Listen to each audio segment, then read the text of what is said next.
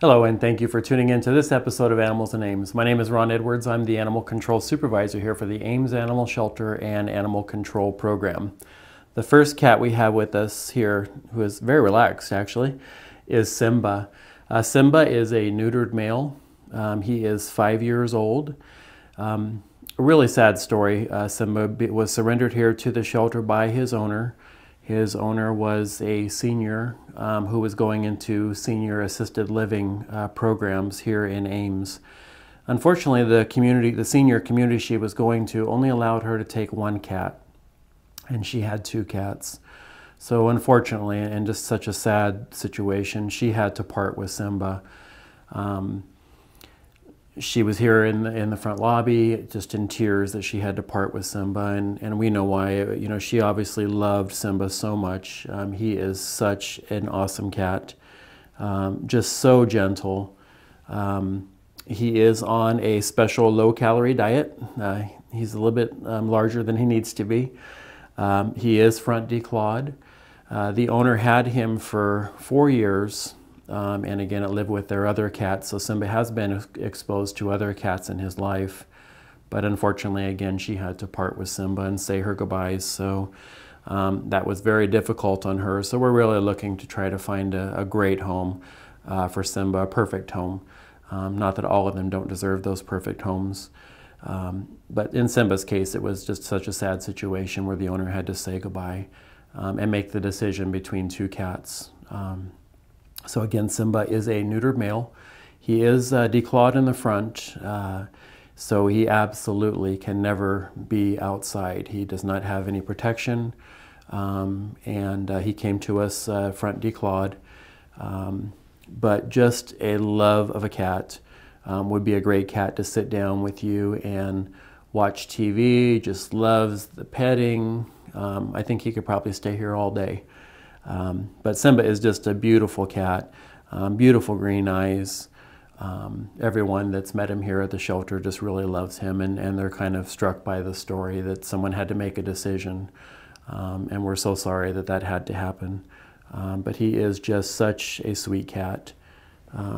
So if you're interested in meeting Simba, come on down. We'd be happy to show you Simba in one of our Get Acquainted rooms, so you can meet him and just see what a great cat he is. I think that anyone that meets him is going to fall in love with him. So hopefully we'll get Simba into a home soon.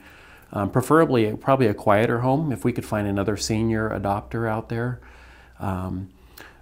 that might be a really good situation. So he's used to a pretty quiet household. So if we can find a similar type household, I think that would be the best for Simba.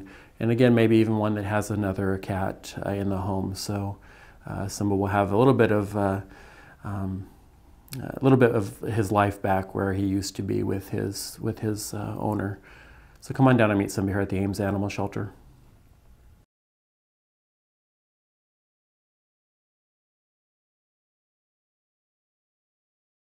Okay, and our next guest here with us today, hello, is Snowflake. Yes, we know he's not a snowflake. But he is another very sweet cat. Came into us as a stray. One of our animal control officers picked him up in the middle of a really bad snowstorm that we had recently. So that's where you get the Snowflake from. But he is we're estimating about a year old. He has not been neutered yet, although he is scheduled for his neuter surgery. And of course that will happen before he gets adopted. We want to make sure that he is incapable of reproducing other little snowflakes before he leaves the shelter here. Very sweet cat. Just talking to the microphone there. But a very sweet cat that's probably a little bit difficult to see here with my black shirt. But just loves the attention. Again, one of the staff and volunteer favorites.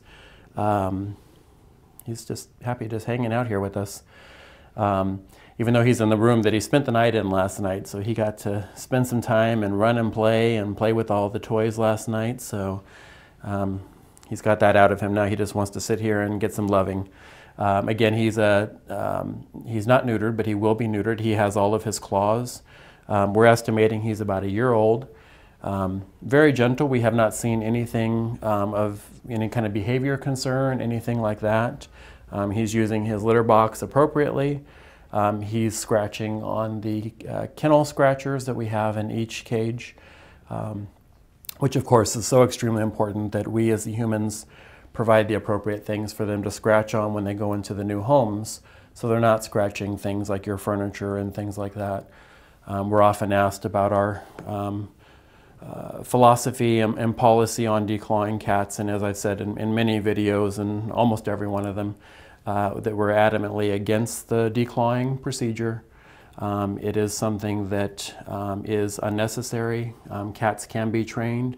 When I talk to people, a lot of times they say, well, they've provided, you know, one type of scratching post for a cat to scratch on. Well, one is not enough. You have to have them in several parts of the house. You have to have them in areas where the people are going to be, you know, typically where you have the couches and things that they tend to scratch on. If you have the scratching post in those areas, the appropriate scratching post, then yes, thank you. Then that, I know you're such a chicken. That will provide them with the appropriate things that they need to scratch on, so they're not scratching on things that they shouldn't. So staff have a lot of information about appropriate scratching post and such. We're happy to share that with anybody. So please give us a call here at the shelter. And if you are interested in adopting this beautiful cat, come on down. Snowflake is waiting for his forever home, where he's going to be kept indoors only. He can watch the snowflakes from the inside the window. But he is a sweet cat that deserves a loving home, and I think would make someone very happy to be part of their family.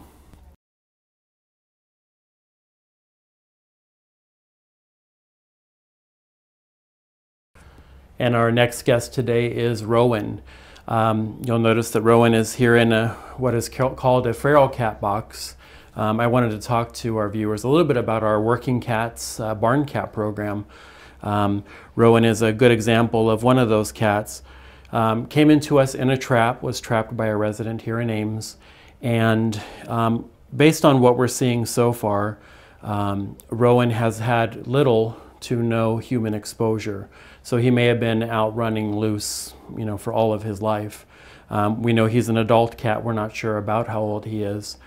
But I wanted to talk about our feral cat, working cat, and barn cat program, because I think it's something that it's important for the community to know and to understand. We have an absolute goal of reducing euthanasia. Across the United States, one of the most common reasons cats are euthanized is because of their behavior in a shelter environment. Anytime a cat comes to us in a trap or is displaying aggressive behaviors, that does not mean that it's an aggressive or feral cat. It could be simply that it's just scared in this environment. It's now in a small metal cage. Everyone's a stranger. The sights, the sounds, the smell is overwhelming for a lot of these cats. So our program is we take them in, of course, to get them out of the snowstorm that we're having today and the blizzard conditions, to get them, make sure that they are being fed adequately, they're being cared for. If they need any kind of medical attention, that's being provided for them.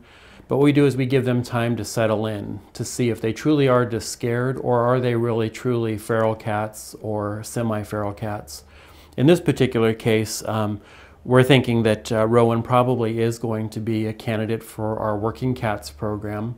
And that program provides situations where cats can, if they have all their claws, we have them either spayed or neutered. They are vaccinated for rabies. They're vaccinated for feline distemper, given a flea treatment, as well as tested for feline leukemia and feline AIDS. If they're negative for those two tests, feline leukemia and feline AIDS, then we can put them into what we call a working cat home.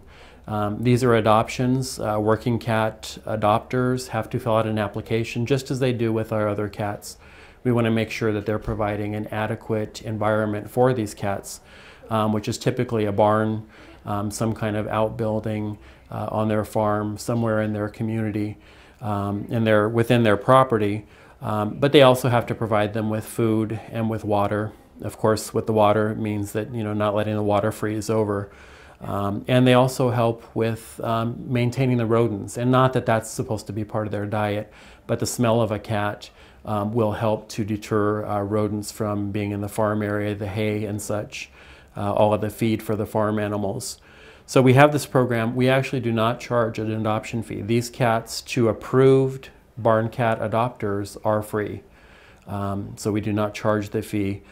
We pay for the spaying or neutering, the vaccinations, the testing, everything. But you do have to be an approved barn cat adopter. So if you're interested in one of these guys, please come on down to the shelter. We'd love to have you fill out an application, talk to you more about the program, and find out the situation in your home to see if you have an appropriate housing environment for these very special cats. We don't want to euthanize any animals here at the shelter. We want to make sure that we give them all a chance at adoption.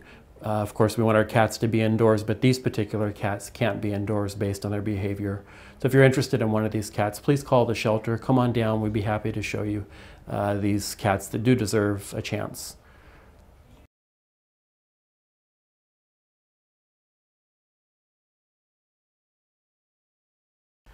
Thank you for watching this episode. In closing here, I want to give you a few updates on some very special animals to us. We unfortunately lost Baxter after his surgery. You may remember him from the last show. He passed away after his surgery and probably had some more severe medical issues going on. He was definitely a very special cat, had a very strong team of people pulling for him, and unfortunately Baxter did not make it. So we're very sorry to report that, but we believe in sharing all the information with everybody that asks and cares about the animals that are here at the Ames shelter.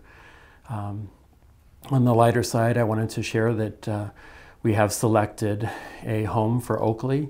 You may remember she is the 11-year-old Labrador that we've been looking for a forever home for. We had a few applicants for Oakley and decided probably be the best situation for Oakley to live out the rest of her years. Hopefully she'll have a few more years left with her condition and such, but found a really good home for her. So we're very proud of that and very happy for Oakley that she's going to be in her new home actually today. We've also had some really amazing adoptions. Our last, we had a dog adoption on Saturday that went really well. So we don't have any dogs for adoption right now, at least as of today's taping date, but that almost changes daily. So make sure you keep an eye on our website and our Facebook page to see animals that are coming into the shelter. And you want to remember, always click on the lost pets as well, so either lost cats or lost dogs. If the owners don't come in and claim those, they will eventually be up for adoption. So it kind of gives you a sense of what may be coming up for adoption. So keep an eye on our website. We now have a new link, which is amesanimalshelter.org. That is a way to get directly to our webpage within the city's website. But make sure you also look at all the different pages on the city website. There's lots of information for residents and even people just visiting Ames. Lots of great information on the city website, which is cityofames.org. I'm currently working on providing some statistical data that we will have on our website. So I'll probably talk more about that in our next episode, but keep an eye on our website and we'll have some data up there for people to see. We absolutely believe in transparency and are proud of the work that we do here and want to share that with everyone. So thank you for supporting us, all the work that you do to help the animals here that are in need, forever homes, and for watching this show.